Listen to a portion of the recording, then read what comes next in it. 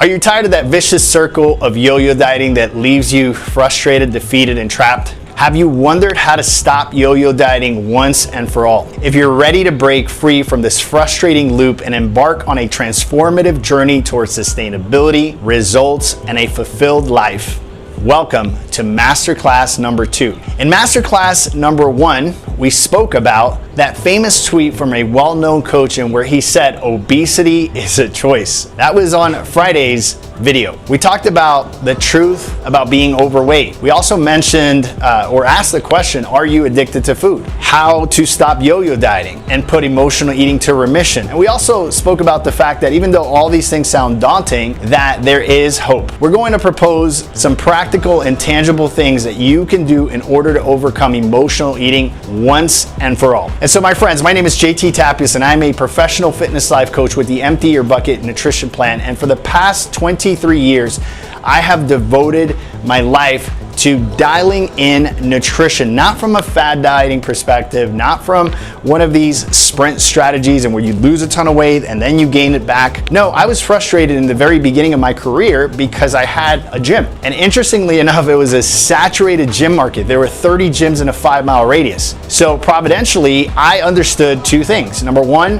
I wanted to bring a great product to the marketplace.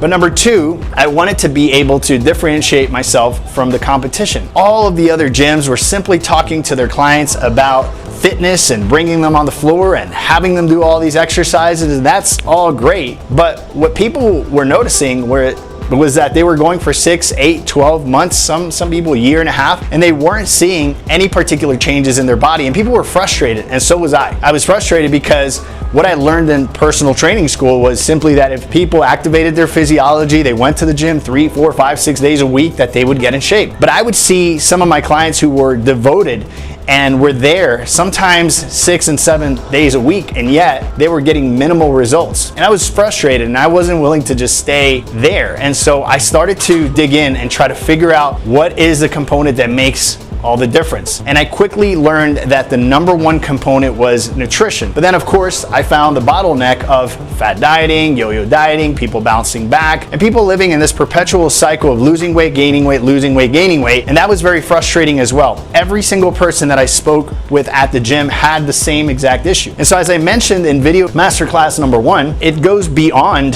any of the conventional things that we've heard about before. It talks about personal responsibility, yes, but then when you actually are ready to assume that personal responsibility, what are the practical steps? What are the things that you can do to really get yo-yo dieting out of your life once and for all and be able to adopt a healthy lifestyle? I want to start off with number 1, which I believe is you have to reset your palate. Resetting your palate simply means that you are going to change your affections for specific foods. That's right, you have a relationship with certain foods. Maybe it's cake, maybe it's ice cream, maybe it's pasta, maybe it's rice, maybe it's bread. Whatever that strong bond that you've created with that particular food, we want to break that bond. And so then the question is, well, how does one do that? Well, it takes about 6 to 8 weeks to truly reset your palate. And then of course, part number 2 is go into abstinence. Go into abstinence from what? Go into abstinence from high insulinogenic foods. These are foods that yield a lot of insulin. Sugar is the enemy, not fat.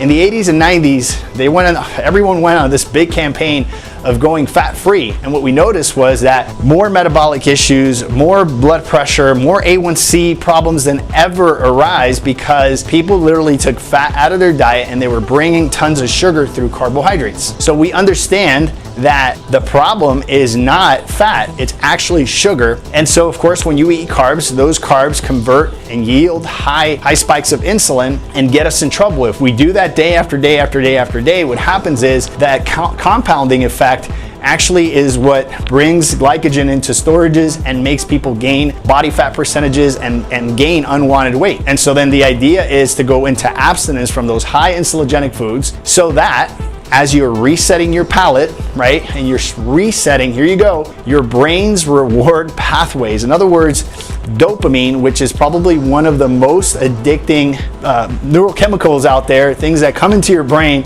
that make us addicted. Dopamine is very, very addicting. Anything that secretes dopamine is going to make you dependent on that thing. So what we need to do when we go into abstinence for 6 to 8 weeks is basically lower your dopamine set point so that when you go back to those foods, you naturally won't want them. They won't taste the same. You won't necessarily like them anymore, and they won't bring the excitement that most of you guys are seeking in food, because as I mentioned in masterclass number 1, most people that are gaining weight have some sort of unfulfillment in their life. Maybe you haven't even recognized that, and we're finding food entertaining, right? And we talked in that video as well on Friday, masterclass number 1, we talked about how people talk about food, right? They most of the time are looking for things that taste good, make them feel a certain way, or maybe are just convenient. No one is talking about foods that are nourishing, or in terms of this particular food is going to nourish my body. And so we have a tendency to see food as entertainment, and what we're looking to do in abstinence is basically drop that dopamine set point so that you naturally will not go to those things to try to get a dopamine hit. So 1 is reset, 1 is going to abstinence, and number 3 is, we say this all the time inside of our programs, behavior shifts identity. In other words, whatever you do the most is what you become. That makes perfect sense, right? If you do more of something, then you'll become more of that thing. So if you're making better choices towards food and movement, then you will become a healthy person that makes healthy choices. And so what we need to do is we need to really superimpose on our behaviors, because behavior shifts identity. Remember, if you're just chasing a number on the scale, you're going to do that for the rest of your life and you're never going to get over it. But if you actually shift your identity and you no longer associate with certain activities and behaviors, then you naturally start to do other things. And if those other things are congruent with the lifestyle that you're trying to live, that healthy lifestyle, then my friend, that is a complete game changer, right? You're no longer having to discipline yourself, white knuckle your way through any difficult diet. You're just basically pushing through because you've identified with a healthy person. And so your identity has to shift around movement, around food, around your associations. That's right, the people you associate with. There's a saying that I really love, and it says this: it's rare to see a disciplined person that hangs out around tempting situations. It's difficult to see a disciplined person that spends too much time, right, in tempting situations. What that says really is that discipline is not a predisposition, but instead it comes from the behaviors that people adopt, from the habits that people adopt. So what we understand is that for ultimate change to happen, you have to shift your identity, which shifts your behaviors, which shifts that identity, and now you start to identify as a person that eats a different way, moves a different way, and associates with different people. I know that sounds harsh, and there's some people out there that we love, but you know those people. Every time you come around those people, something happens in the form of food or drinks that you walk away from not feeling so empowered. So we have to start to take that mental inventory and say, who are those people that are pushing me away from this new identity that I'm looking to adopt, and who are the people who are actually supporting me in this new lifestyle? And what you want to do is you want to spend more time with those people that are runners. They go to the gym, and maybe they make better choices when it comes to eating. Instead of hanging out at a bar, maybe they're going for walks or hikes, things of that nature. And I know that can sound a little judgmental, but hear me out. If you want to soar like an eagle, you can't hang out with scavengers. And once again, I know that's harsh, but hear my heart. And what I'm saying here is that in order for you to elevate, right, you need to change your associations. There's no way you're ever going to change if you continue to hang out with the same type of people that got you in trouble in the first place, because we're communal learners. We learn from each other. And whatever our peers are doing, guess what? That's what we're going to do. And so we need to shift our behaviors in order for identity to shift. Once we do all this, we go into resetting our palate, resetting our brain's reward pathways through abstinence, right? We start to shift our behaviors and our identity starts to change. We start to experience something from a physiological standpoint called metabolic flexibility. This is a beautiful place to be, because I always say that discipline needs rest. Discipline is a muscle, and it also needs to rest like any other muscle. And so if you've created enough bandwidth, if you've gotten to your weight goal, right? And let's say on the weekend you want to enjoy maybe a slice or two of pizza, or maybe a burger, or maybe you just want to go off track for a little bit and do something that you enjoy that you usually don't eat. Guess what? If you have that metabolic flexibility, you will have the bandwidth of 5 pounds to fluctuate maybe for weekends, holidays, vacations, or special events, and you don't have to feel restricted all the time. How sustainable is that? Instead of me saying, hey, you have to discipline yourself 7 days a week, otherwise this is not gonna work for you, that's not sustainable long term. So what we're trying to do here is create some bandwidth through metabolic flexibility, and when you get there, you're golden because you can practice an 80-20. Monday through Friday, you practice your 80%. This is when you're following your guidelines, your protocols, you're doing your cardios, everything is on track. And then on Saturdays, you have the ability to loosen up a little bit and let that discipline muscle rest. That is super, super powerful, my friend. My next point is about your why, right? The only thing that moves people forward consistently is a strong why. A why that pulls on your heartstrings. For the most part, we all know what we want, right? In this case, we're looking to lose weight. We're looking to get rid of yo-yo dieting. Most of us have ideas on how to do that, right? Maybe you've done keto, Atkins, South Beach, Whole30, macro counting, calorie counting. You've done these intermittent fasting. You've done them all, right? You know, quote unquote, how to do it. So then the question is, why aren't you getting results? And I'm here to say, my friend, that until you find that compelling why, it's not gonna happen. So you can know what you want, how to do it, but until you actually find the fuel that's going to propel you and keep you consistent, nothing will happen. And so everything happens from the heart outward, right? We have to connect to that thing in our heart that's going to move us forward, that's actually going to propel us and give us the fuel necessary to maintain this trajectory. Otherwise, guess what? You will run out of fuel. If your why is simply to look a certain way, to fit into a dress, or because the summer is coming around, or because you're going to a high school reunion and you're looking to get in the best shape of your life, I mean, those things are valid, but that's only going to take you so far. If you actually connect to the idea that you're looking to leave a legacy behind for your kids, right? And you want to be a good example to your kids because maybe you didn't have that example growing up. Maybe your parents were obese, and as a byproduct of that, now you're struggling with food and you're sick and tired of being sick and tired, and you connect to that discomfort in you, and you actually can transmit something different to your kids, and you become very, very committed and compelled to that particular why. My friend, you'll never struggle with this again because you found a strong why. And so it's really interesting when you look at it from that perspective. It is an absolute game changer. My why.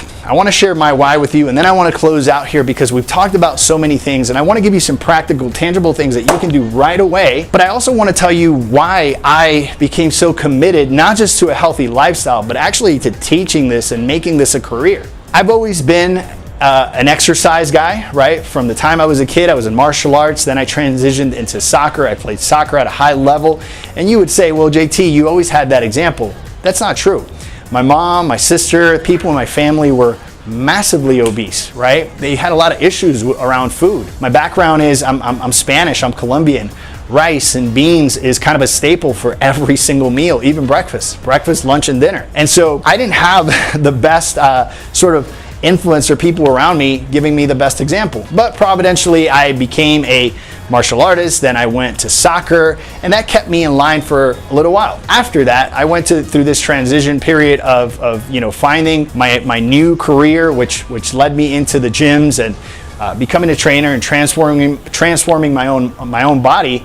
And that was powerful because as I was transforming my body, I noticed that initially it was all physical, and then it led me to want to enrich my mind. I became a reader, right? I became an avid reader. I would read 1-2 books a week, and I started devouring books, and I started to think different, and my mind started to open up. And as my mind started to open up, I started to become more aware of the spiritual aspects of life. And I started to seek higher things because I said, this can't be all. It can't just be the body, and it can't just be the mind. There has to be something else. And by the grace of God, I came into a relationship with Jesus Christ, and then I started to see some parallels between the discipline and the self-control that I had with my physical being in my actual time with God and my devotional time, and wanting to spend more time in the Word and doing it consistently simply because discipline spills over into all areas of our lives. And so I was exercising, I was doing my cardio, I was eating right, and naturally I wanted to grow. I wanted to build this spiritual muscle. So I applied my same discipline,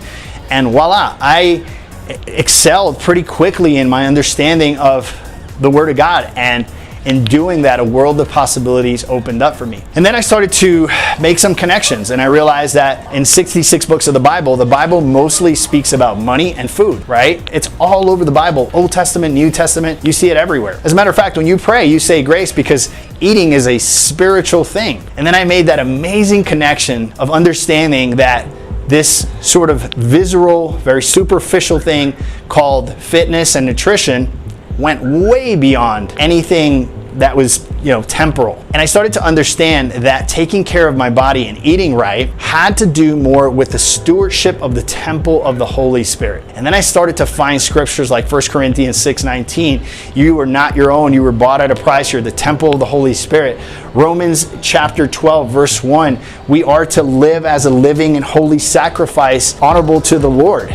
And I was like, man, I don't think Paul was talking about getting abs, but I certainly believe that he was talking about stewardship and how we live our lives. We are to be a light in the midst of darkness. We are to be salt to this earth. And that also means eating a certain way, living a certain way, speaking a certain way, and looking radically different from the world. And so, my friend, that is my compelling why. And so I gave you a lot of tangible things today. We spoke about resetting your palate. We spoke about going into abstinence for 6 to 8 weeks, making that physiological shift. We talked about behavior shifts that shift identity, right? We talked about associations, right? And starting to identify as a person that moves and eats different and associates with people that think in such way. We talked about how you physiologically move into metabolic flexibility, and then you have the ability to practice an 80-20 and let your muscle rest, or your discipline muscle rest, because discipline is a muscle and it needs rest. We talked about most people know what they want, they know how to do it, but they don't have a why. And then I shared my why, and truly why I believe that this goes beyond this temporal realm, and it is actually one of the best ways to really tangibly see change and activate your physiology and learn discipline and dial in your self-control. And when you do that, my friend, you become a vessel for God, right? You become an honorable vessel, because discipline is one of those things that spills into all areas of our lives. And this is one of the more tangible ways to do it. Tame your hunger and activate your physiology, and you will radically see some changes that will lead you into that progressive sanctification that every believer should be seeking. My friends, I hope you've enjoyed this video. This has been a long video, but I wanted to speak from the heart. I wanted to give you some tangible things that you can do right away that will radically change and shift your mindset around this whole idea of food and movement. I hope I've done this video justice, and I hope you watched the first video on Masterclass Part 1, and then of course this Part 2. And I hope you watch those two sequentially, and you take out a pen and a paper and you actually start activating yourself. And hopefully one day we'll have an opportunity to work together, and I'll be able to coach you through all of these components and show you that there is hope on the other side. I hope you've enjoyed it. More importantly, I hope you take action. My name is JT Tapias with the Empty Your Bucket Nutrition Plan. I'll talk to you guys soon. Ciao, ciao.